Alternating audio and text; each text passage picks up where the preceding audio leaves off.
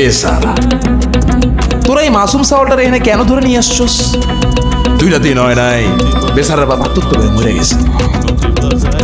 এখনো তো শোকে আছে।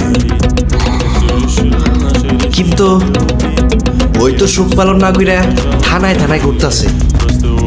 কেন থানায় কেন? ওই তো কয় ওর বাপ নাকি আত্মহত্যা করে নাই, খুন হয়েছে, খুন। আয় হায়, এত ভালো লোকটারে কেডা মারা ফেলেন? ওই তো বলে আপনি নাকি খুন করছেন। কি? আমি খুন করছি? আমি খুন করছি?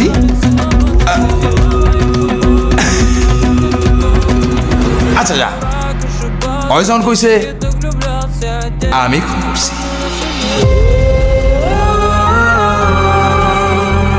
কিন্তু কেমনে খুন করছি এটা তো জান না।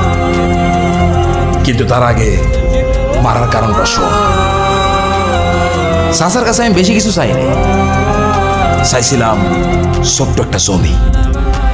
এই জমি আমি দিতে পারবো না, আমার আর কয়টা দিন সময় দাও, আমি সব টাকা শোধ করে দেবানি। বড় ভাই, আপনি টাকার কথা ভুলে যান, আমার টাকা লাগবে না। আপনার এই জমিটা আমার পছন্দ হয়েছে, আপনার জমিটা আমারে দিয়ে দেন।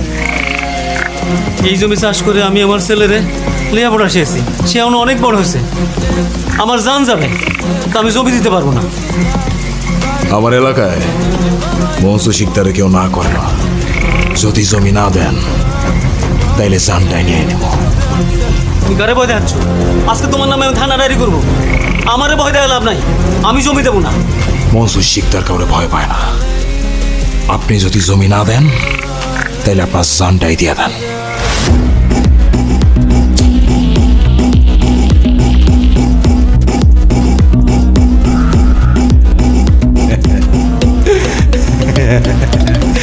হায় রে মানুষ, জমির জন্য নিজের জানটাই দিয়ে দিল। শেষ পর্যন্ত ঠিকানা হইলই 3.5 হাত জমির ভেতরে।